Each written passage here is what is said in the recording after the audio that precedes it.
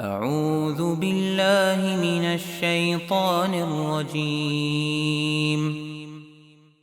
بسم الله الرحمن الرحيم.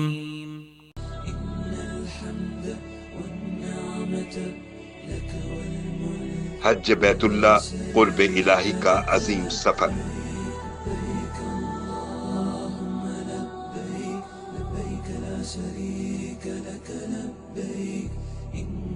حج کی حقیقت۔ حج مخصوص دنوں میں مکہ المکرمہ پہنچ کر حضرت ابراہیم علیہ السلام کی بنائی ہوئی مسجد خانہ کعبہ کے گرد چکر لگانے اور مکہ کے مختلف مقدس مقامات میں حاضر ہو کر کچھ آداب اور اعمال بجا لانے کا نام ہے۔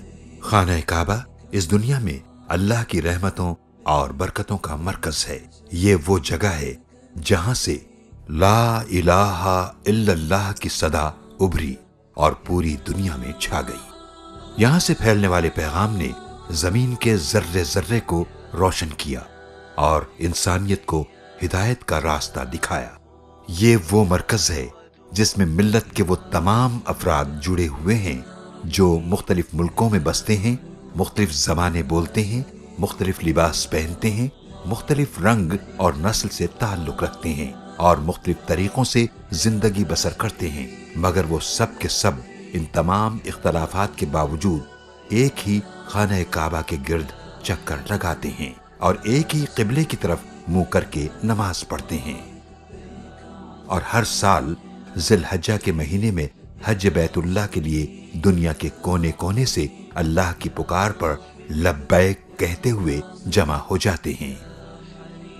لبیک اللہم لبیک، لبیک لا شریک لک لبیک، ان الحمد والنعمت لک والملک لا شریک لک۔ اے اللہ، میں حاضر ہوں، میرے اللہ میں حاضر ہوں، تیرا کوئی شریک نہیں، میں حاضر ہوں، اس میں کوئی شک نہیں کہ تمام تعریفیں تیری ہی ہیں، نعمتیں تیری ہی دین ہیں اور بادشاہی اور اقتدار صرف تیرا ہی ہے اور ان سب میں تیرا کوئی شریک نہیں۔ یہ صرف حج کے دنوں کا نہیں بلکہ اللہ کے بندوں کے لیے پوری زندگی کا وظیفہ ہے۔ یہ اپنے مالک کے حضور اس کا سچا غلام بننے کا عہد ہے، جس کی مثال اور نمونہ حضرت ابراہیم علیہ السلام، حضرت اسماعیل علیہ السلام اور حضور اکرم صلی اللہ علیہ وسلم نے انسانیت کے سامنے رکھا۔ حج کا اصل سبق اور پیغام اپنے اللہ کے سامنے یہی اطاعت ہے۔ حج کے طریقے پر غور کرنے سے معلوم ہوتا ہے کہ گھر بار اور کاروبار کو چھوڑنے، سفر کی مشکلیں اٹھانے اور اپنے روزمرہ کا لباس اتار کر کے احرام کے فقیرانہ لباس پہننے سے لے کر طواف، سعی، وقوف عرفہ، مزدلفہ، منی کا قیام، قربانی، رمی جمرات اور سر کے بال اتارنے تک ہر چیز سے اللہ کی غلامی نظر آتی ہے۔ ان میں سے ہر عمل کی سنت ابراہیمی کے کسی نہ کسی پہلو سے نسبت ہے۔ ایمان، تقوی، اطاعت اور قربانی کے جذبے کا اظہار ہر عمل میں نظر آتا ہے۔ دراصل حج کی حقیقت اللہ کے گھر میں حاضری دینا ہے۔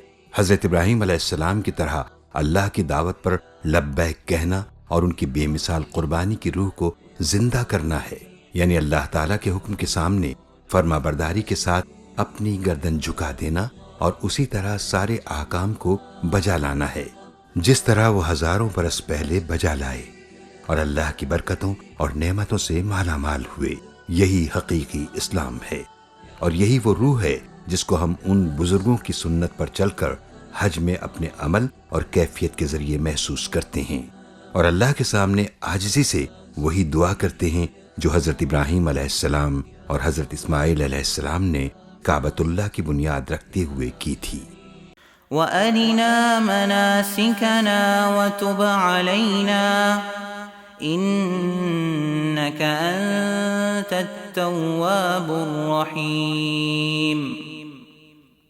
اے ہمارے رب، ہمیں اپنی عبادت کے طریقے بتا اور ہماری کوتاہیوں سے درگزر فرما، اور تو بڑا معاف کرنے والا، رحم کرنے والا ہے۔ حج میں تمام حجاج اللہ کے حکم اور انبیاء کی سنت کے مطابق ان دنوں بغیر سلے اور سادہ کپڑے پہنتے ہیں۔ وہ ان دنوں نہ ہی سر کے بال کٹواتے ہیں، نہ ناخن تراشتے ہیں، نہ خوشبو لگاتے ہیں، نہ رنگین کپڑے پہنتے ہیں، اور نہ ہی سر چھپاتے ہیں، اور دنیا کے آرام و آسائش سے پرہیز کرتے ہیں۔ حج کے لیے ضروری ہے کہ احرام باندھنے سے لے کر حج کی تکمیل تک ہر حاجی نیکی اور سلامتی کی تصویر ہو۔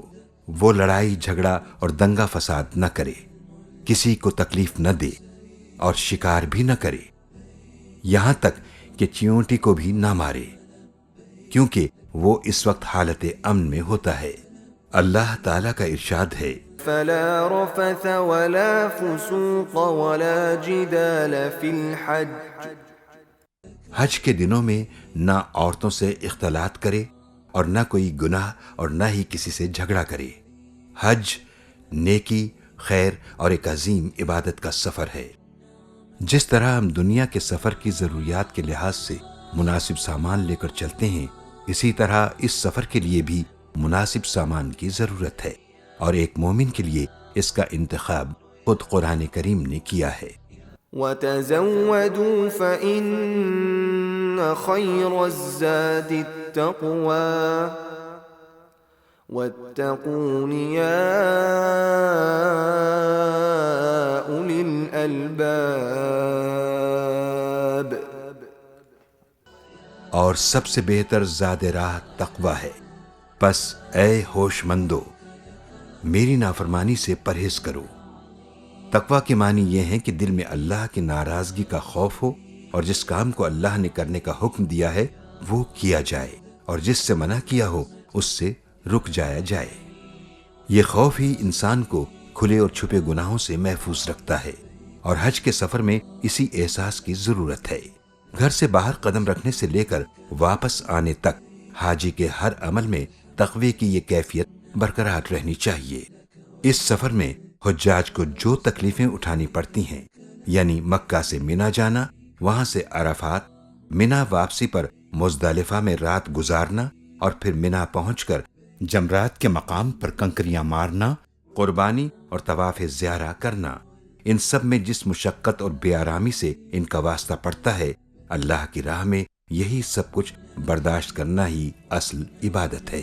اس کا مقصد ہر بندہ مومن میں یہ کیفیت پیدا کرنا ہے کہ وہ اللہ کی خوشی کے لیے ہر آرام کو چھوڑ کر اس کی راہ میں ہر مشکل برداشت کرنے کے لیے تیار ہو جائے۔ یہی اللہ پر ایمان لانے کا تقاضا ہے۔ اللہ تعالیٰ کا ارشاد ہے، ان اللہ مع الصابرین۔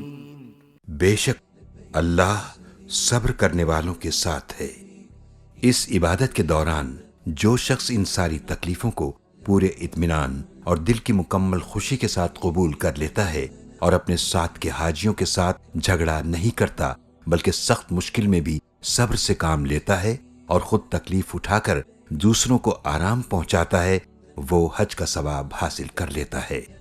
اور انہی لوگوں کے لیے حضور اکرم صلی اللہ علیہ وسلم نے خوشخبری سنائی ہے۔ جس نے اللہ کے لیے حج کیا اور اس نے نہ فحش بات کی اور نہ گناہ کا مرتکب ہوا، تو وہ اس دن کی طرح ہوگا، گناہوں سے پاک صاف، جس دن اس کی ماں نے اسے جنا تھا۔ ایک اور حدیث میں رسول اللہ صلی اللہ علیہ وآلہ وسلم نے فرمایا کہ حج مبرور کا بدلہ جنت کے سوا کچھ نہیں۔ حج کی اقسام۔ حج کی 3 اقسام ہیں، یعنی اپنے حالات کے بنا پر حج 3 میں سے کسی ایک طریقے پر کیا جا سکتا ہے۔ نمبر 1 حج افراد، نمبر 2 حج قران، نمبر 3 حج تمتع۔ حج افراد۔ حج افراد یہ ہے کہ احرام باندھ کر صرف حج کیا جائے اور عمرہ نہ کیا جائے۔ عموماً یہ حج میقات کے اندر رہنے والوں کے لیے ہے، کیونکہ میقات کے اندر رہنے والے سارا سال عمرہ کرتے رہتے ہیں، لہٰذا ان کے لیے حج افراد کافی ہے۔ اس حاجی کو مفرد کہتے ہیں، اس میں قربانی واجب نہیں۔ حج قران، حج قران کرنے والے پر قربانی واجب ہوتی ہے، اس حاجی کو قارن کہتے ہیں۔ حج قران یہ ہے کہ عمرہ اور حج کی اکٹھی نیت کر کے احرام باندھا جائے، اور عمرہ یعنی طواف و سعی سے فارغ ہو کر احرام ختم نہ کیا جائے، یعنی حلق یا تقصیر نہ کرائی جائے، بلکہ اسی احرام سے حج کرے۔ حجۃ الوداع میں حضور نبی کریم صلی اللہ علیہ وسلم نے حج قران ہی کیا تھا۔ حج تمتع، تمتع کے لغوی معنی ہے کچھ وقت تک فائدہ اٹھانا۔ ایک ہی سفر میں پہلے عمرے کا احرام باندھا جاتا ہے اور طواف و سعی کے بعد حلق یعنی سر کے بال اتار کر کے اس احرام سے فارغ ہو جاتے ہیں۔ پھر حج کا وقت آیا تو حج کا احرام باندھا جاتا ہے۔ چونکہ ایک ہی سفر میں دو عبادتیں جمع کرنے کا فائدہ اٹھایا جاتا ہے، اسی لیے اسے حج تمتع کہتے ہیں، اور حج تمتع کرنے والے کو متمتع کہتے ہیں، اور اس پر شکرانی کی قربانی واجب ہوتی ہے۔ حج کے مقامات پیغمبرانہ شان اور ربانی نشان کے جلوہ گاہ ہیں، جہاں پہنچ کر اور جن کو دیکھ کر رحمت و برکت کے واقعات یاد آتے ہیں، اور اسی لیے قرآن پاک کی اصطلاح میں ان کا نام شاعر اللہ اور حرمات اللہ ہے، یعنی اللہ کے نشانات اور اللہ کی محترم باتیں، اور انہی شاعر اللہ اور حرمات اللہ کی زیارت کا نام ارکان حج ہے۔ حج کے ارکان، حج کے 3 ارکان ہیں جو 8 ذی الحجہ سے 12 ذی الحجہ کے درمیان ادا کیے جاتے ہیں۔ نمبر 1 احرام باندھنا اور نیت کرنا۔ نمبر 2 وقوف عرفہ۔ نمبر 3 طواف زیارہ۔ رکن کی تعریف یہ ہے کہ حاجی کے ذمے اس کا پورا کرنا ضروری ہے۔ اگر کوئی رکن چھوٹ جائے تو اس کا حج ادا نہیں ہوگا اور اسے دوبارہ حج کرنا ہوگا۔ حج کے واجبات، واجب یہ ہے کہ اسے ادا کرنے کی پوری کوشش کی جائے، لیکن اگر کسی مجبوری سے چھوٹ جائے تو اس پر ایک دم لازم ہے۔ اگر کوئی شخص واجب کو جان بوجھ کر بغیر کسی شرعی عذر کے چھوڑ دیتا ہے تو وہ سخت گناہگار ہے، جسے اپنے گناہ سے توبہ، آئندہ ایسا نہ کرنے کا عہد اور بطور جرمانہ حدود حرم میں ایک دم دینا چاہیے، یعنی مکہ مکرمہ میں جانور ذبح کرے اور اس کا گوشت وہاں کے فقراء و مساکین میں تقسیم کرے اور خود نہ کھائے۔ حج کے 6 واجبات ہیں۔ نمبر 1 مزدلفہ میں قیام۔ نمبر 2 رمی یعنی کنکری مارنا۔ نمبر 3 قربانی۔ نمبر 4 حجامت۔ نمبر 5 سعی۔ نمبر 6 طواف وداع۔ احرام، حج کے ارکان میں سب سے پہلا رکن احرام باندھنا ہے۔ احرام پوری امت کے لیے مساوات کا اعلیٰ ترین نمونہ پیش کرتا ہے، اور امیر، غریب، بادشاہ، فقیر سب ایک ہی لباس میں آ جاتے ہیں۔ حج کا ایک اور منفرد پہلو امت کی وحدت اور انسانیت کے ایک خاندان اور برادری ہونے کو نمایاں کرنا ہے۔ ایک اللہ کے ماننے والے بیت اللہ کی زیارت اور طواف کے لیے دنیا کے گوشے گوشے سے ایک مرکز پر جمع ہوتے ہیں، اور ایک خاندان کی طرح ایک امام کی قیادت میں ایک ہی تلبیہ کا ورد کرتے ہوئے دن رات ساتھ گزارتے ہیں۔ احرام کے لغوی معنی حرام کرنا ہے، کیونکہ احرام کی حالت میں بعض حلال کام بھی حرام ہو جاتے ہیں۔ مقامی میقات پر یا اس سے پہلے حج یا عمرہ کی نیت کر کے صرف 2 چادروں سے جسم کو ڈھانپ لینے کو احرام کہتے ہیں۔ خواتین بطور احرام کوئی بھی لباس جو اسلامی شریعت کے مطابق ہو استعمال کر سکتی ہیں۔ مردوں کے لیے احرام میں 2 سفید چادریں شامل ہیں، جن کو مخصوص انداز میں دوران حج یا عمرہ بطور لباس استعمال کرتے ہیں۔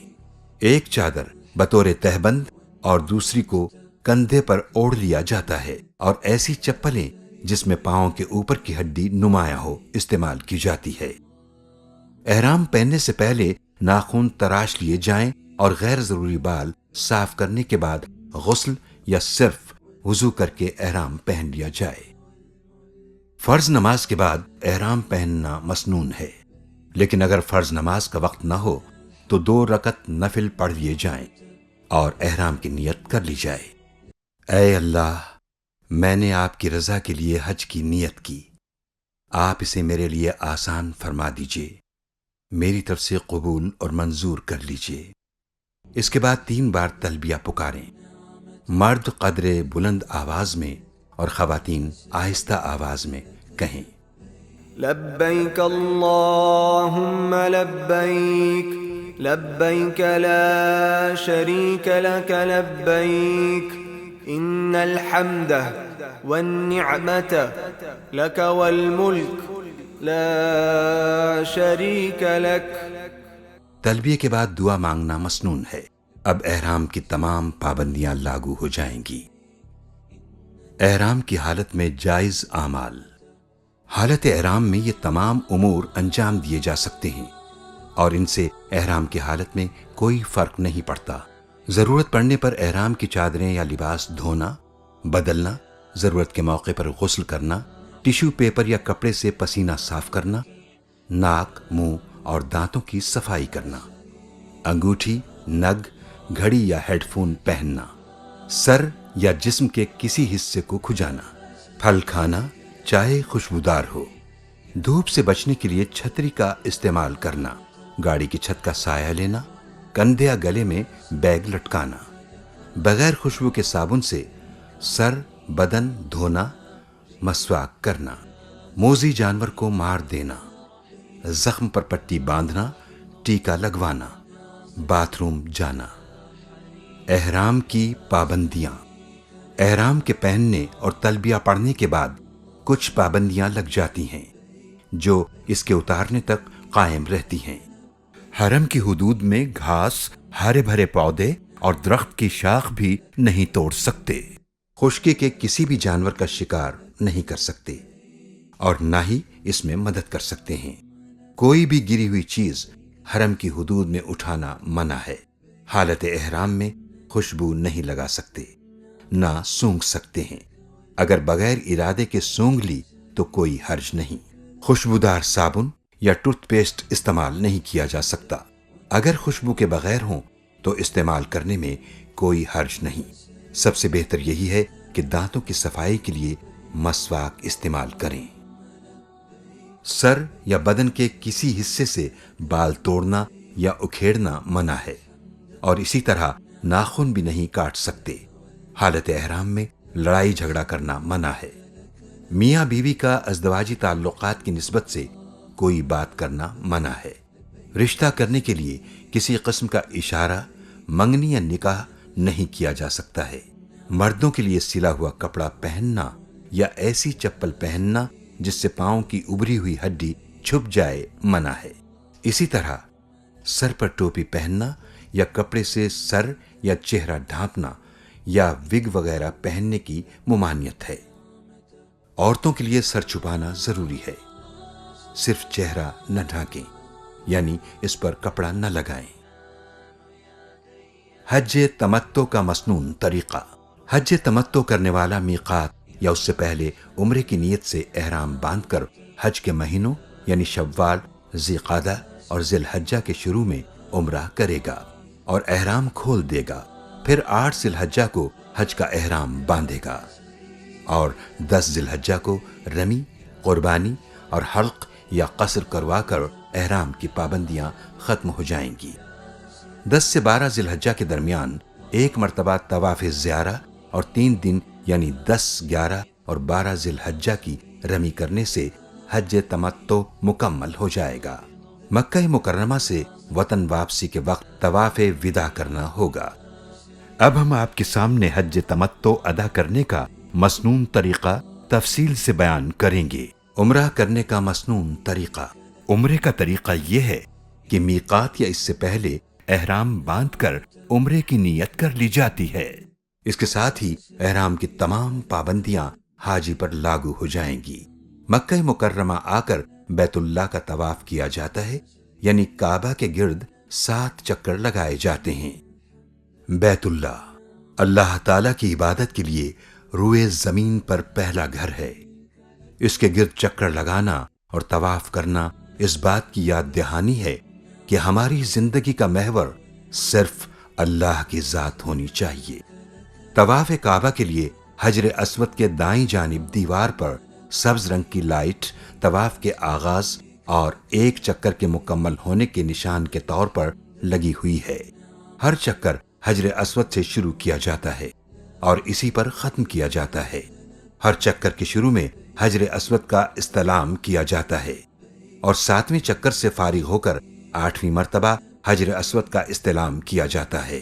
استلام کا مطلب یہ ہے کہ اگر ممکن ہو تو حجر اسود کو بوسہ دیا جائے، اور اگر براہ راست بوسہ دینا ممکن نہ ہو تو دور سے حجر اسود کی طرف ہاتھوں سے اشارہ کر دیا جائے۔ حجر اسود کو بوسہ دینے کے لیے کسی بھی حاجی کو تکلیف دینا گناہ کا کام ہے۔ طواف کے پہلے 3 چکروں میں اکڑ کر کندھے ہلاتے ہوئے پہلوانوں کی طرح قدر تیزی سے چلنا سنت ہے۔ یہ عمل رمل کہلاتا ہے، جبکہ طواف کے آخری 4 چکر میں رمل نہ کرنا سنت ہے۔ طواف کے بعد 2 رکعت نماز پڑھنا واجب ہے۔ یہ 2 رکعت نماز کعبے کی طرف منہ کر کے مقام ابراہیم کے پیچھے یا مسجد حرام میں کسی بھی جگہ ادا کی جا سکتی ہے۔ اس کے بعد سعی کی جاتی ہے۔ صفا و مروہ کے درمیان 7 چکر لگانے کو سعی کہا جاتا ہے۔ ان الصفا والمروة من شعائر اللہ فمن حج البيت او اعتمر فلا جناح عليه ان يطوف بهما ومن تطوع خيرا فإن الله شاكر عليم۔ بے شک صفا اور مروہ اللہ کی نشانیوں میں سے ہیں، پس جو کعبے کا حج یا عمرہ کرے تو اس پر کوئی گناہ نہیں کہ ان کے درمیان طواف کرے، اور جو کوئی اپنی خوشی سے نیکی کرے تو بے شک اللہ قدردان جاننے والا ہے۔ طواف سے فارغ ہو کر اگر سعی کرنے میں تاخیر ہو جائے تو کوئی حرج نہیں ہے۔ سعی کے دوران نماز شروع ہونے لگے یا تھکان محسوس ہو تو سعی روکی جا سکتی ہے، پھر جہاں سے سعی روکی تھی اسی جگہ سے دوبارہ شروع کی جائے۔ یہ سعی کا وہ حصہ ہے جہاں سبز ٹیوب لائٹیں لگی ہوئی ہیں۔ اس جگہ سے مرد حضرات کے لیے دوڑ کر گزرنے کا حکم ہے، جبکہ خواتین کو عام انداز میں چلنا چاہیے۔ سعی کی ابتدا صفا سے اور اس کا اختتام مروہ پر ہوتا ہے۔ سعی 5 منزلوں میں سے کسی سے بھی کی جا سکتی ہے۔ یہ صفا کی پہاڑی ہے اور یہیں سے سعی شروع کی جاتی ہے۔ صفا سے مروہ تک 1 چکر، پھر مروہ سے صفا تک دوسرا چکر، اسی طرح 7 چکر لگائے جاتے ہیں، جن کی مسافت تقریباً 3.5 کلومیٹر بنتی ہے۔ صفا اور مروہ کعبے کے قریب 2 پہاڑیاں تھیں جن کے کچھ نشانات باقی ہیں۔ حضرت ابراہیم علیہ السلام اللہ کے حکم کے مطابق حضرت اسماعیل علیہ السلام اور بی بی ہاجرہ کو یہاں چھوڑ گئے تھے۔ حضرت اسماعیل علیہ السلام جب پیاس سے بےتاب ہوئے تو بی بی ہاجرہ پانی کی تلاش میں صفا اور مروہ کے درمیان دوڑی تھیں، یہاں تک کہ زمزم کا چشمہ اللہ کے حکم سے جاری ہو گیا۔ صفا اور مروہ کی سعی اسی بے قراری کی دوڑ کی یادگار ہے۔ اللہ تعالیٰ کو یہ ادا اس قدر پسند آئی کہ قیامت تک کے لیے تمام مسلمانوں پر واجب کر دیا گیا کہ جب وہ عمرہ و حج کرنے یہاں آئیں تو ان پر صفا و مروہ کی سعی لازم ہے۔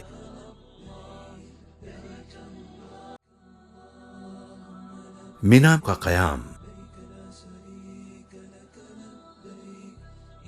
حج کا طریقہ کار۔ حج کا سب سے پہلا کام یہ ہے کہ حج کی نیت سے احرام باندھا جاتا ہے۔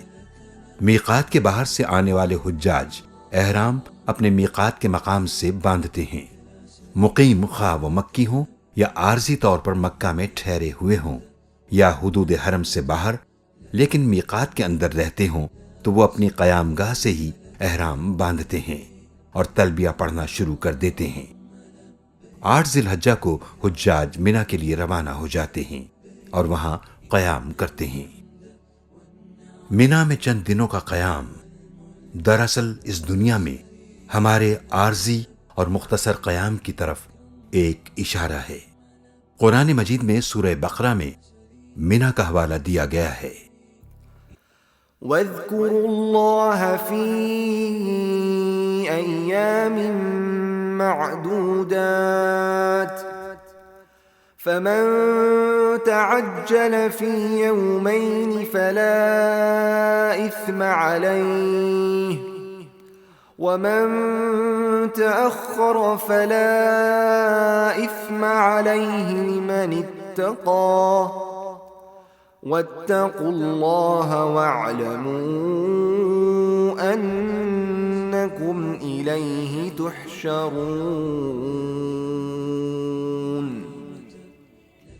اور ان مخصوص گنے دنوں میں اللہ کو یاد کرو، پھر جو شخص 2 دن میں جلدی کرے گا یعنی 12 ذی الحجہ تک اس پر کوئی گناہ نہیں ہے، اور جو شخص تیسرے دن تک یعنی 13 ذی الحجہ تک مؤخر کرے گا اس پر کوئی گناہ نہیں ہے جو اس سے ڈرتا ہے، اور اللہ ہی سے ڈرو اور جان لو کہ تم اسی کے پاس جمع کیے جاؤ گے۔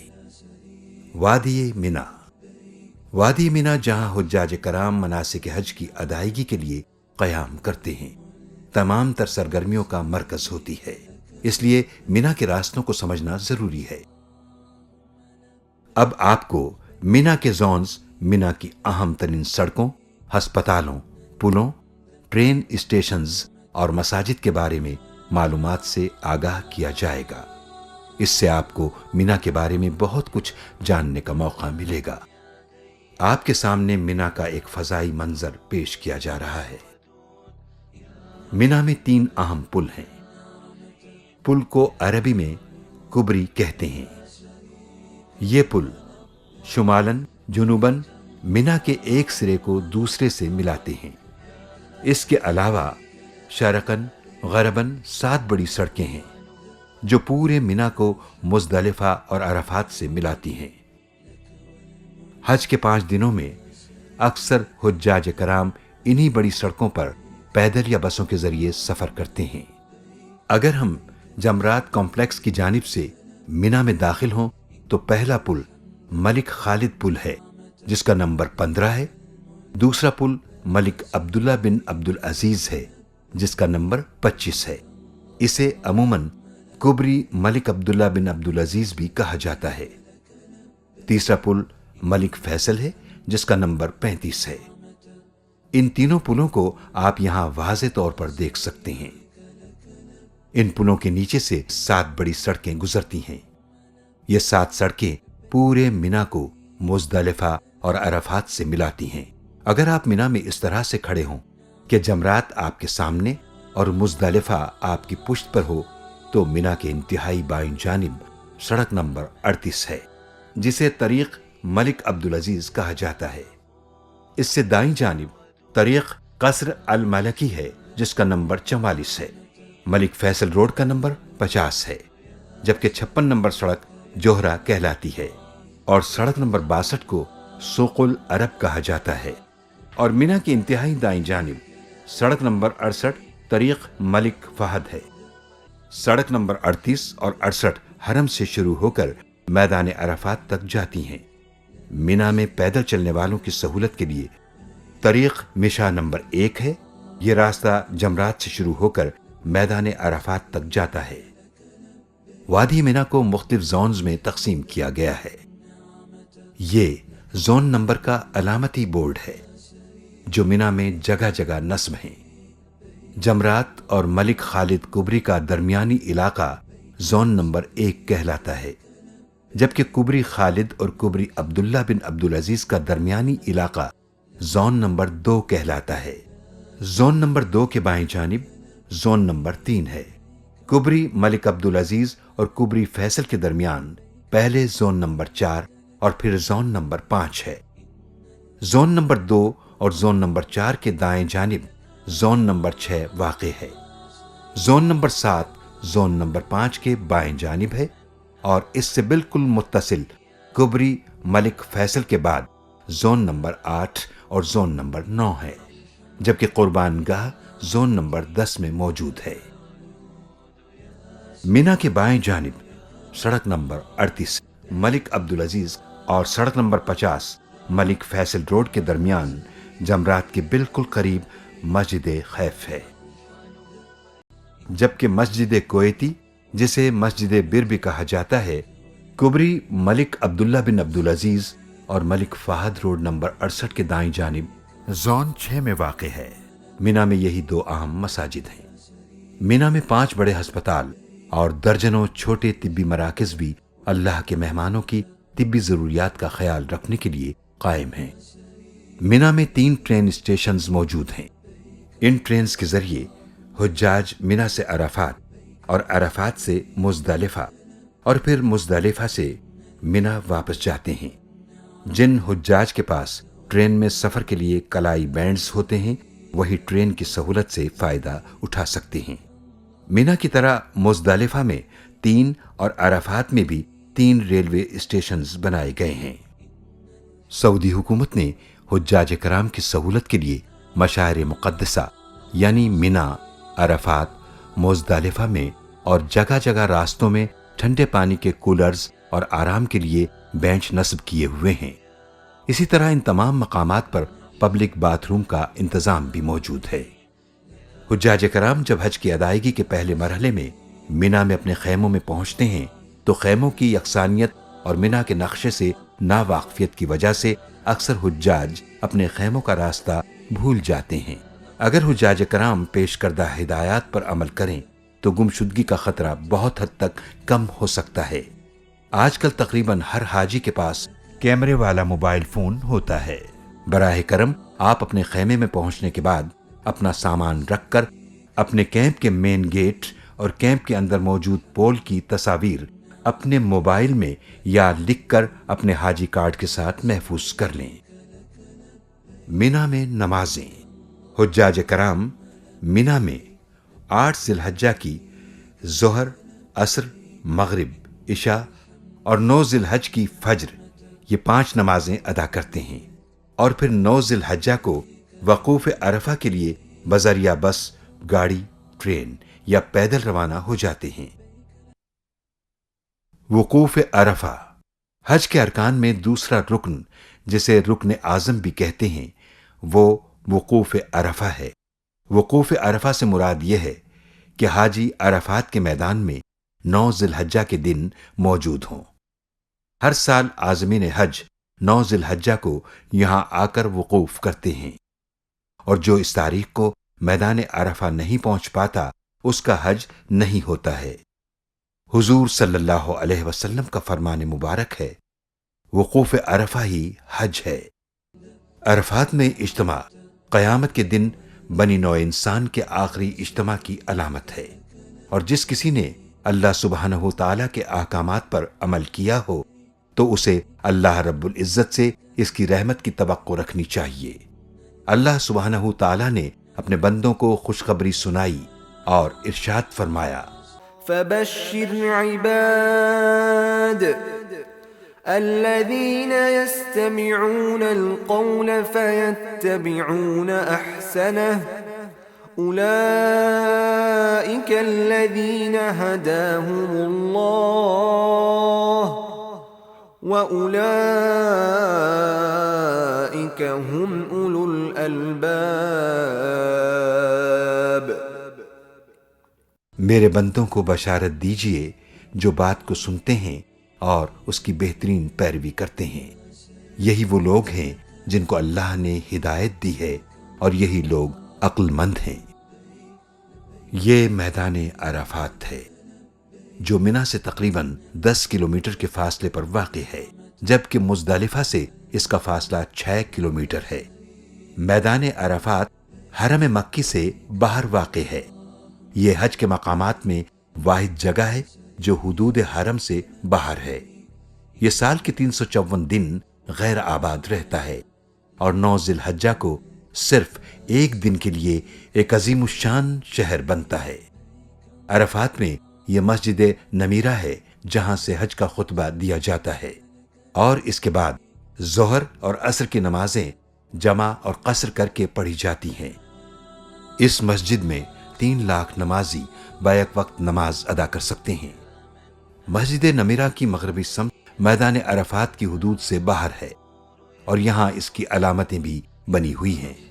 آگہی کے لیے تختیوں پر تحریر کر دیا گیا ہے کہ یہ حصہ میدان عرفات سے باہر ہے۔ عرفات کے میدان میں یہ مشہور پہاڑی جبل رحمت ہے۔ جبل رحمت میدان عرفات کے شمال مشرق میں ایک مخروطی پہاڑی ہے، جس کے قریب پیغمبر اعظم و آخر الزماں محمد مصطفیٰ صلی اللہ علیہ وسلم نے وقوف فرمایا تھا۔ عرفات میں آپ صلی اللہ علیہ وسلم نے خطبہ حج دیا، جو خطبہ حجۃ الوداع کے نام سے مشہور ہے۔ یہ خطبہ ایک عظیم الشان منشور ہے جو رہتی دنیا تک انسانیت کی کامیابی کی ضمانت ہے۔ اس کے چند بنیادی نکات یہاں پیش کیے جا رہے ہیں۔ آپ صلی اللہ علیہ وسلم نے فرمایا، میری باتوں کو پوری توجہ سے سنو، سمجھو، یاد کرو، یاد رکھو کہ میں تمہیں وصیتیں اور نصیحتیں کر رہا ہوں۔ سنو، شاید اگلے سال مجھے اور تمہیں ایسی محفل میں اکٹھے ہونے کا موقع نہ ملے۔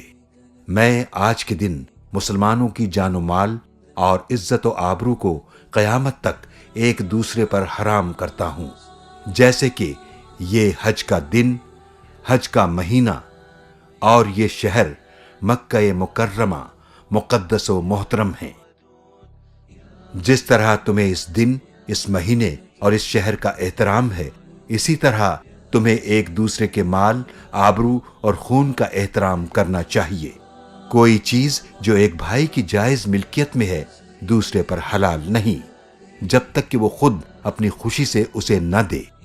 یاد رکھو، ایک دن ہم سب کو مر کر اللہ تعالیٰ کے حضور میں حاضر ہونا ہے، جہاں ہر ایک سے اس کے اعمال کے بارے میں پوچھا جائے گا۔ لوگو، یاد رکھو، زمانہ جاہلیت کی ہر رسم میرے قدموں کے نیچے ہے، میں اسے ختم کرتا ہوں۔ زمانہ جاہلیت کے قتل و خون کے جھگڑے آج ختم ہوئے۔ سب مسلمان بھائی بھائی ہیں، گورے کو کالے پر، کالے کو گورے پر، عربی کو اجمی پر اور اجمی کو عربی پر کوئی فضیلت حاصل نہیں۔ ہاں، صرف پرہیزگاری اللہ کے نزدیک افضل ہے۔ غلاموں اور عورتوں کے تم پر حقوق ہیں، ان حقوق کا خاص خیال رکھو۔ عورتوں کے ساتھ نرمی اختیار کرو اور مہربانی سے پیش آؤ۔ عورتوں سے متعلق اللہ سے ڈرو، کیونکہ تم نے انہیں اللہ تعالیٰ کی امانت کے ساتھ حاصل کیا ہے، اور تم نے انہیں اللہ تعالیٰ کے حکم کے ساتھ حلال کیا ہے۔ غلاموں کو وہی کھلاؤ جو خود کھاتے ہو، اور انہیں وہی لباس پہناؤ جو خود پہنتے ہو۔ ہر شخص اپنے کیے کا خود ذمہ دار ہے۔ بیٹا باپ کا اور باپ بیٹے کے جرم کا ہرگز ذمہ دار نہیں۔ اے لوگو، اللہ تعالیٰ نے وراثت میں سے ہر وارث کے لیے حصہ مقرر کیا ہے، اور 1/3 مال سے زیادہ وصیت کرنا جائز نہیں ہے۔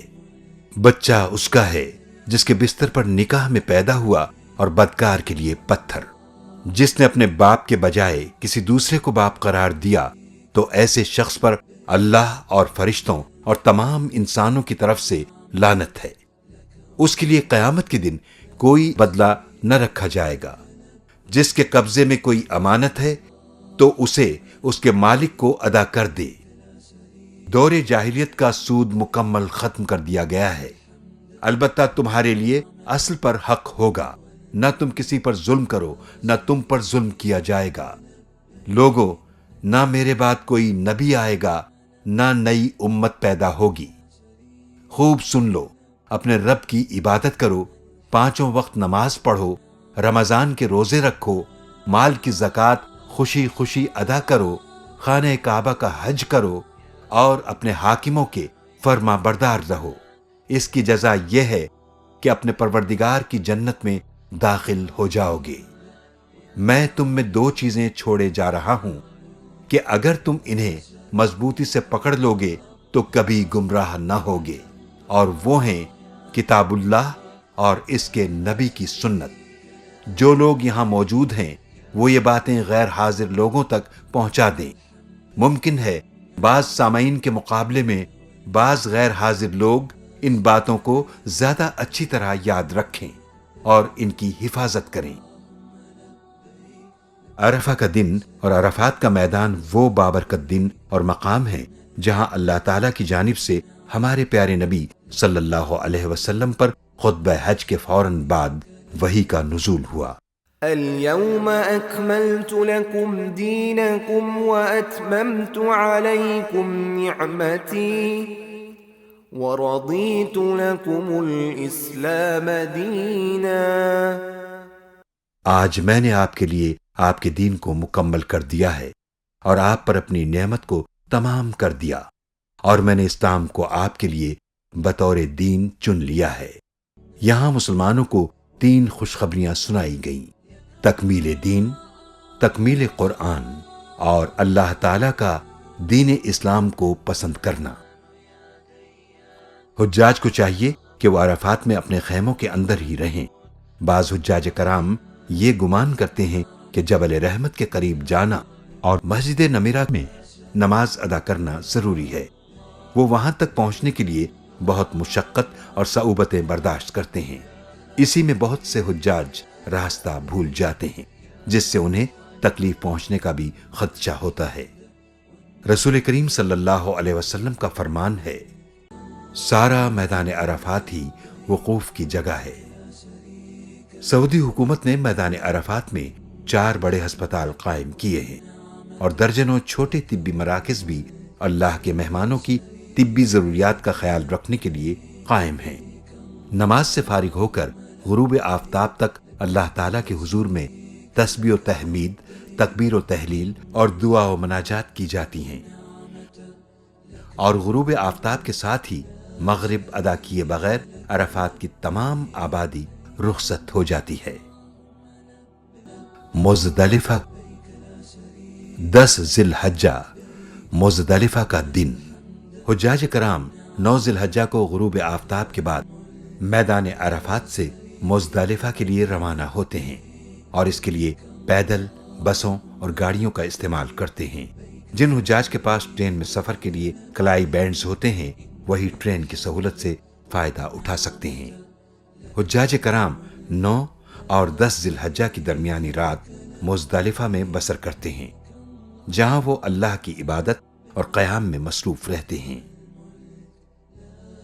قرآن مجید میں مزدلفہ کو مشعر الحرام کے نام سے یاد کیا گیا ہے۔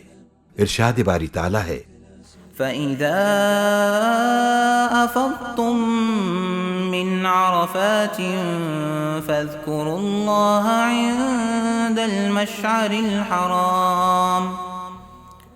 جب تم عرفات سے واپس ہو کر مزدلفہ آؤ تو یہاں مشعر الحرام کے پاس اللہ کے ذکر میں مشغول رہو۔ مزدلفہ میں مغرب کی نماز کو عشاء کی نماز کے ساتھ ملا کر ایک ہی وقت میں ادا کیا جاتا ہے۔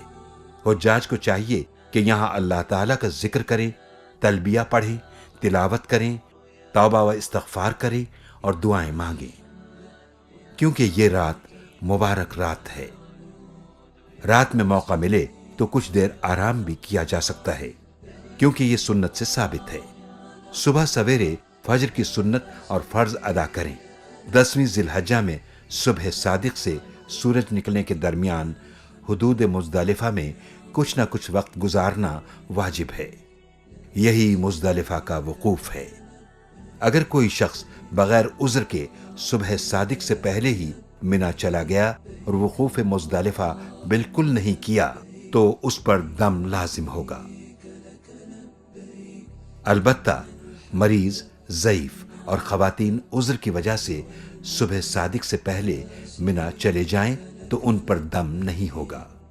یہ مسجد مشعر الحرام ہے جہاں رسول اللہ صلی اللہ علیہ وسلم نے مزدلفہ میں وقوف فرمایا تھا۔ مزدلفہ کے تمام میدان میں جہاں چاہیں وقوف کر سکتے ہیں، کیونکہ نبی اکرم صلی اللہ علیہ وسلم نے ارشاد فرمایا ہے، میں نے مشعر الحرام کے قریب وقوف کیا ہے، جبکہ مزدلفہ سارے کا سارا وقوف کی جگہ ہے۔ اگرچہ رمی جمرات کے لیے کنکر کہیں سے بھی جمع کیے جا سکتے ہیں، لیکن مزدلفہ سے جمع کرنا بہتر ہے۔ رمی جمرات اکثر حجاج کرام مزدلفہ سے منی روانگی کے وقت رمی کے لیے کنکریاں جمع کر لیتے ہیں۔ طلوع آفتاب کے بعد حجاج مزدلفہ سے منی کی طرف روانہ ہوتے ہیں، جہاں وہ رمی جمرات کرتے ہیں۔ رمی جمرات مخصوص وقت میں مخصوص مقام پر مخصوص گنتی کے ساتھ کنکر پھینکنے کے عمل کا نام ہے۔ رمی حج کے واجبات میں سے ہے، یعنی اس کے ترک کرنے پر دم لازم ہوگا۔ 10ویں، 11ویں اور 12ویں ذی الحجہ کو رمی کرنا ہر حاجی کے لیے ضروری ہے۔ البتہ 13ویں ذی الحجہ کی رمی اختیاری ہے۔ اگر کسی حاجی نے 12 ذی الحجہ کے بعد آنے والی رات میں منی میں قیام کیا تو پھر 13 ذی الحجہ کو رمی ضروری ہوگی۔ جمرات کے مقام پر 3 بڑے ستون ہیں، جن پر اللہ تعالیٰ کے حکم، نبی اکرم صلی اللہ علیہ وسلم کے طریقے اور حضرت ابراہیم علیہ السلام کی اتباع میں ان تینوں ستونوں پر کنکریاں ماری جاتی ہیں۔ جمرات کی عمارت میں داخل ہونے کے بعد سب سے پہلے ستون کو جمرۃ الصغریٰ، اس کے بعد بیچ والے ستون کو جمرۃ الوسطیٰ اور اس کے بعد آخری ستون کو جمرۃ الکبریٰ کہا جاتا ہے۔ حضرت ابراہیم علیہ السلام کو شیطان نے ان تینوں مقامات پر بہکانے کی کوشش کی تھی۔ آپ نے ان تینوں مقامات پر شیطان کو کنکریاں ماری تھیں۔ اللہ تعالیٰ نے حضرت ابراہیم علیہ السلام کے اس عمل کو قیامت تک آنے والے حاجیوں کے لیے لازم قرار دے دیا۔ حاجی کا جمرات میں اللہ اکبر کہتے ہوئے کنکریاں مارنا دراصل اس ارادے کو ظاہر کرتا ہے کہ وہ اپنی زندگی میں اللہ ہی کو اپنا حاکم مانتے ہوئے شیطان کے فتنوں اور چال بازیوں سے اپنے نفس کو محفوظ رکھے گا۔ یہ جمرات کمپلیکس ہے۔ جمرات کمپلیکس ایک 5 منزلہ عمارت ہے جو منی کی مغربی سمت میں خالد کبری سے تقریباً 1 کلومیٹر کے فاصلے پر واقع ہے۔ اب ہم جمرات کمپلیکس کے اندر موجود ہیں۔ یہاں 3 بڑے ستون ہیں۔ سب سے پہلے ستون کو جمرۃ الصغریٰ، اس کے بعد بیچ والے ستون کو جمرۃ الوسطیٰ، اس کے بعد آخری ستون کو جمرۃ الکبریٰ کہا جاتا ہے۔ ان ستونوں پر 5 منزلوں سے بیک وقت رمی کی جاتی ہے۔ رمی کے لیے ہر منزل پر جانے اور واپس آنے کے لیے مختلف راستے ہیں۔ رمی مکمل کرنے کے بعد حجاج کرام مخصوص راستوں کے ذریعے منی واپس اپنے خیموں میں یا حرم اور عزیزیہ کی طرف بھی جا سکتے ہیں۔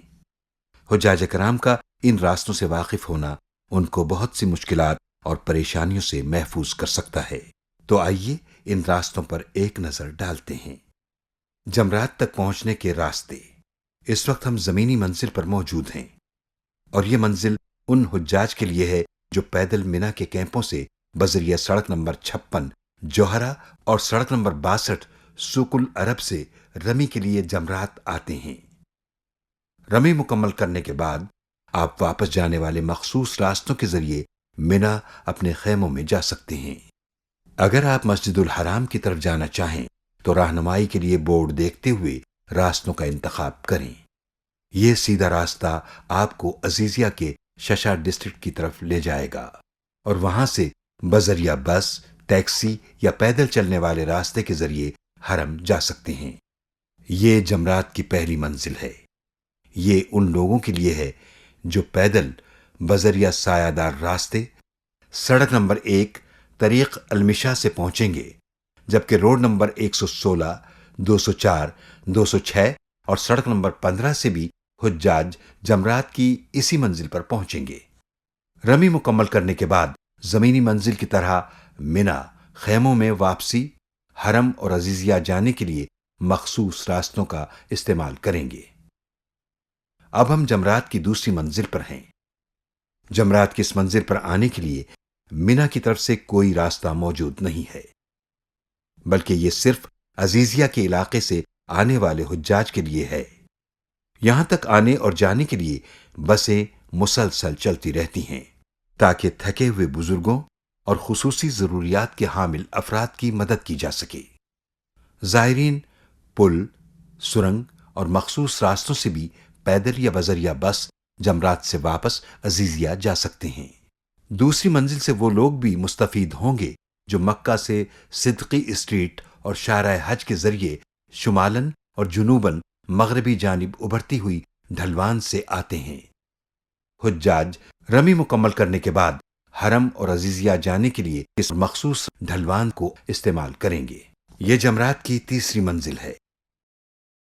اس پر زون نمبر 6 میں مقیم حجاج رمی کے لیے سرنگوں اور پلوں کے ذریعے سے آتے ہیں، جبکہ جمرات کے قریب رہائشی عمارات سے آنے والے حجاج بھی اسی منزل پر آتے ہیں۔ تیسری منزل سے واپسی مخصوص سرنگوں اور پلوں کے ذریعے ہوتی ہے۔ یہ جمرات کی چوتھی منزل ہے اور اس پر حجاج منا ٹرین اسٹیشن نمبر 3 کے ذریعے پہنچتے ہیں اور ان کی واپسی مکے کی جانب سے جمرات کی چوتھی منزل کی مغربی ڈھلوان یا اپنے بائیں ہاتھ پر بنے ہوئے پل کے اوپر سے جانے والا راستہ اختیار کرتے ہوئے منا اسٹیشن نمبر 3 کے ذریعے ہوتی ہے۔ سورج کی تپش سے محفوظ رکھنے کے لیے جمرات کی چوتھی منزل ٹینٹ سے ڈھکی ہوئی ہے اور حجاج کے لیے گرمی میں کمی کے لیے پنکھوں کے ذریعے پانی کا چھڑکاؤ بھی کیا جاتا ہے۔ جمرات میں رمی کا طریقہ یہ ہے کہ 10 ذی الحجہ کو صرف جمرۃ الکبریٰ پر 7 کنکریاں ماری جائیں۔ اس دن کنکری مارنے کا مسنون وقت طلوع آفتاب سے زوال تک ہے، البتہ غروب آفتاب تک بھی کنکریاں ماری جا سکتی ہیں۔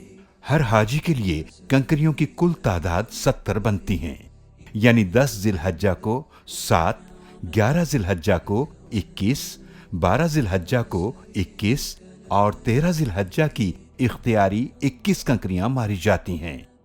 رمی سے پہلے تلبیہ پڑھنا بند کر دیں۔ کنکریاں مارنے کا طریقہ یہ ہے کہ بڑے جمرے سے تھوڑے فاصلے پر کھڑے ہوں اور 7 دفعہ میں داہنے ہاتھ سے 7 کنکریاں ماریں۔ ہر مرتبہ بسم اللہ اللہ اکبر کہیں۔ 10ویں تاریخ کو دوسرے کی طرف سے کنکریاں مارنے کا طریقہ یہ ہے کہ پہلے اپنی طرف سے اپنی 7 کنکریاں ماری جائیں، پھر دوسرے کی طرف سے 7 کنکریاں ماری جائیں۔ رمی کو سہولت سے کرنے کے لیے حجاج کرام کو مکتب کی طرف سے دیے گئے اوقات کی سختی سے پابندی کرنا ضروری ہے۔ حجاج کو چاہیے کہ کنکریاں مارنے کے وقت کسی بھی طرح کی کوئی پریشانی آئے تو اس پر صبر کریں اور لڑائی جھگڑا ہرگز نہ کریں۔ رمی کے لیے اپنے ساتھ کوئی سامان نہ رکھیں۔ راستے میں کہیں بھی بیٹھنے یا رکنے سے پرہیز کریں۔ جانے والے راستوں پر مڑنے یا واپس آنے کی کوشش ہرگز نہ کریں۔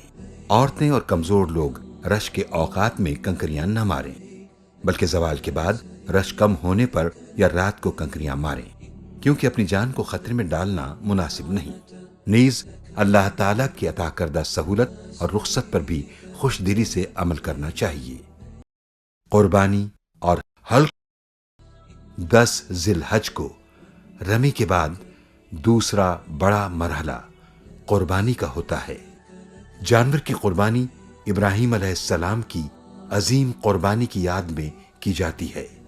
یہ دراصل اس ارادے کی علامت ہے کہ اللہ کی راہ میں کسی بھی قسم کی قربانی سے دریغ نہیں کیا جائے گا۔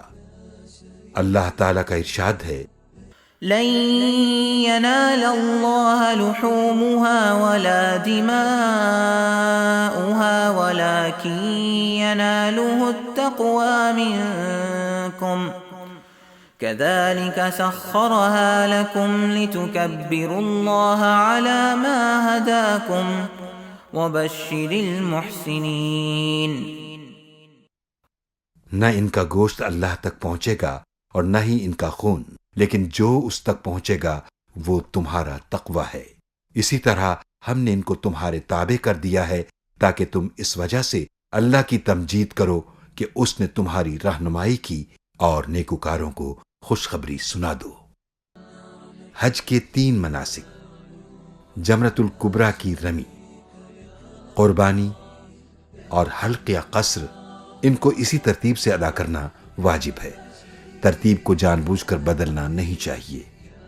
اللہ تعالیٰ کا ارشاد ہے، ولا تحلقوا رؤوسكم حتى يبلغ الهدي محله، اور اپنے سر نہ منڈواؤ جب تک قربانی اپنی جگہ نہ پہنچ جائے۔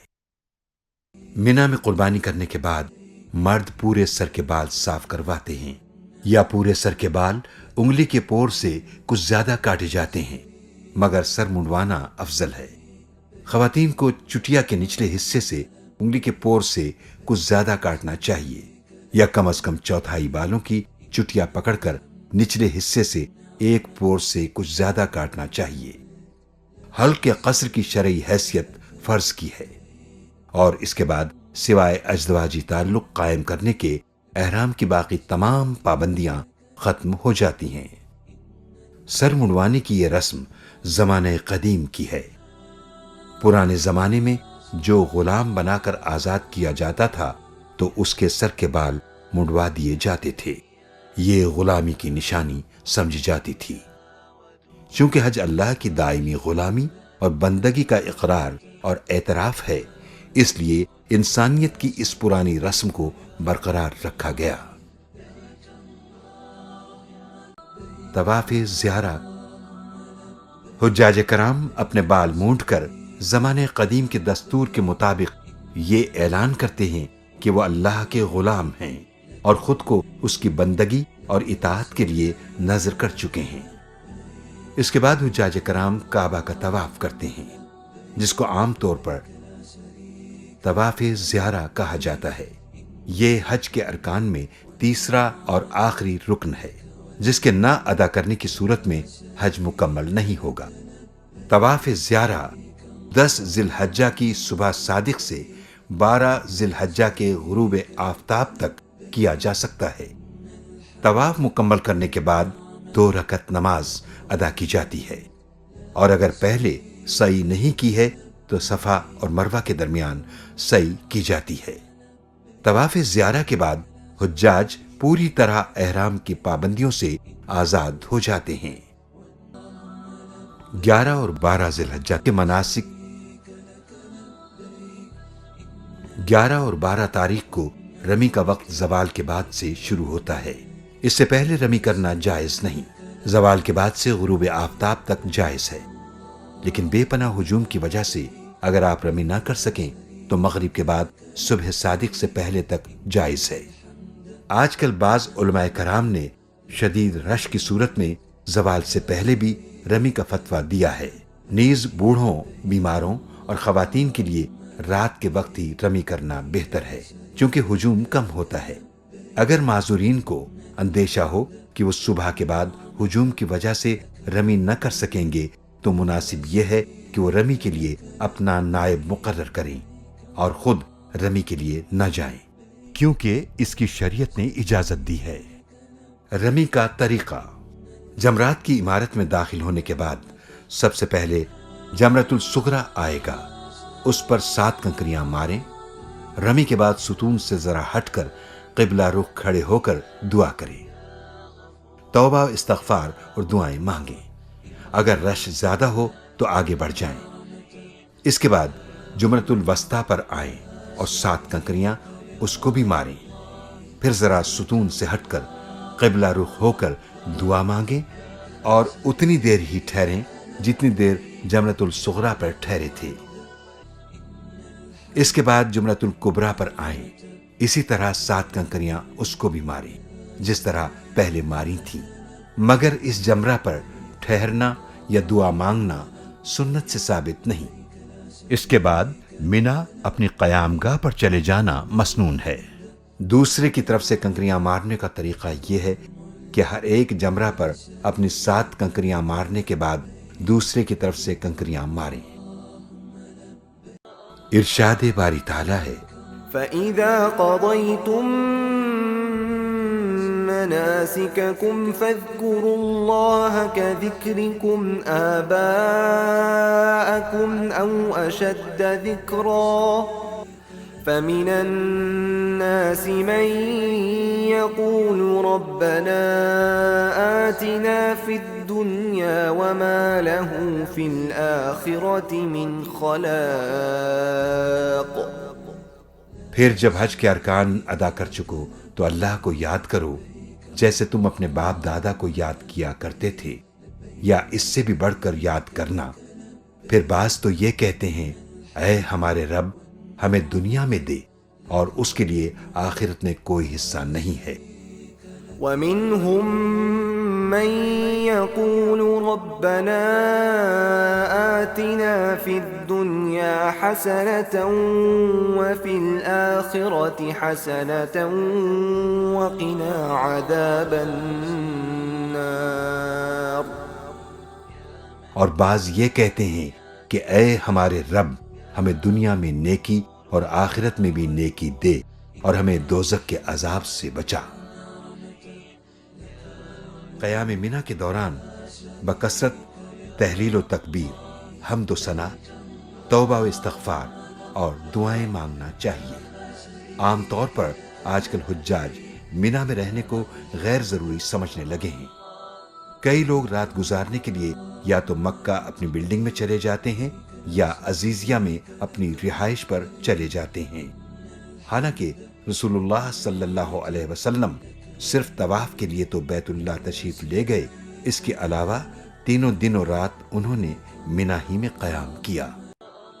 مکہ مکرمہ کی طرف واپسی. حجاج کرام 12 ذی الحجہ کو تینوں جمرات پر کنکریاں مارنے کے بعد منی سے مکہ مکرمہ جا سکتے ہیں، لیکن سورج غروب ہونے سے پہلے روانہ ہو جائیں. ارشاد باری تعالیٰ ہے واذكروا الله في أيام معدودات فمن تعجل في يومين فلا إثم عليه ومن تأخر فلا إثم عليه لمن اتقى واتقوا الله واعلموا أنكم إليه تحشرون. اور اللہ کو چند گنتی کے دنوں میں یاد کرو، پھر جس نے 2 دن کے اندر کوچ کرنے میں جلدی کی تو اس پر کوئی گناہ نہیں، اور جو تاخیر کرے تو اس پر بھی کوئی گناہ نہیں، جو اللہ سے ڈرتا ہے. اور اللہ سے ڈرو اور جان لو کہ تم اسی کی طرف جمع کیے جاؤ گے. 13 ذی الحجہ. اگر حجاج کرام 13 ذی الحجہ کو کنکریاں مار کر واپس جانا چاہیں جیسا کہ سنت ہے تو 12 ذی الحجہ کے بعد آنے والی رات کو منی میں قیام کریں، اور 13 ذی الحجہ کو تینوں جمرات پر زوال کے بعد پہلے کی طرح 7 کنکریاں ماریں، پھر منی سے رخصت ہو جائیں. طواف وداع. طواف وداع اس طواف کو کہتے ہیں جو اپنے وطن واپسی کے وقت بیت اللہ شریف سے رخصت ہونے کے لیے کیا جاتا ہے. طواف وداع کا وقت طواف زیارت کے بعد شروع ہو جاتا ہے، جبکہ مکہ مکرمہ سے وطن واپسی کا پختہ ارادہ ہو. طواف وداع کے وقت میں اگر نفل کی نیت سے کوئی طواف کر لیا جائے تب بھی طواف وداع ہو جاتا ہے. لہذا جو حاجی طواف زیارت کے بعد نفلی طواف کر لے اس کا طواف وداع ادا ہو گیا، اور اس کے ذمے طواف وداع واجب نہیں رہا. البتہ مستحب اور افضل یہ ہے کہ عین واپسی کے ارادے کے وقت باقاعدہ طواف وداع کی نیت سے یہ طواف ادا کیا جائے تاکہ آخری ملاقات بیت اللہ شریف کے ساتھ ہو. اس کا طریقہ عام نفلی طواف کی طرح ہے، یعنی نہ اس میں رمل ہوگا اور نہ ہی اس کے بعد صفا اور مروہ کی سعی ہوگی. البتہ طواف کے 2 نفل ضروری ہیں. طواف وداع کے بعد مزید طواف کرنا جائز ہے. جو بھی آخری طواف ہوگا وہ طواف وداع بن جائے گا. حج کا پیغام. حج کے مختلف مناسک، کنکری مارنے، صفا اور مروہ کے درمیان دوڑنے اور خانہ کعبہ کے طواف کرنے کا مقصد اللہ کی یاد قائم کرنے کے سوا کچھ نہیں ہے، اور قرآن پاک کا اشارہ بھی اسی طرف ہے۔ ارشاد ربانی ہے، وَيَذْكُرُ اسْمَ اللَّهِ فِي أَيَّامٍ مَّعْلُومَاتٍ، اور تاکہ ان مقررہ دنوں میں اللہ کا نام یاد کرو۔ حج کے اس پورے سفر میں حاجیوں کے لیے تعلیم و تربیت کا بڑا مؤثر سامان ہے۔ اس کے تمام مراسم انسانیت کو اللہ کی پہچان اور اس کی بندگی کا طریقہ اور سلیقہ سکھاتے ہیں۔ حجاج اپنی پچھلی زندگی میں کیے گئے گناہوں پر اللہ سے مغفرت طلب کرتے ہیں اور اس بات کا عہد کرتے ہیں کہ حضرت ابراہیم علیہ السلام، حضرت اسماعیل علیہ السلام اور حضرت محمد صلی اللہ علیہ وسلم کا راستہ ہی ہمارا راستہ، اور اس راستے پر چلنا اور ان کی سنت کا اتباع ہی ہماری آئندہ زندگی کا مقصد ہوگا۔ کی محمد سے وفا تو نے تو ہم تیرے ہیں، یہ جہاں چیز ہے کیا لوح و قلم تیرے ہیں۔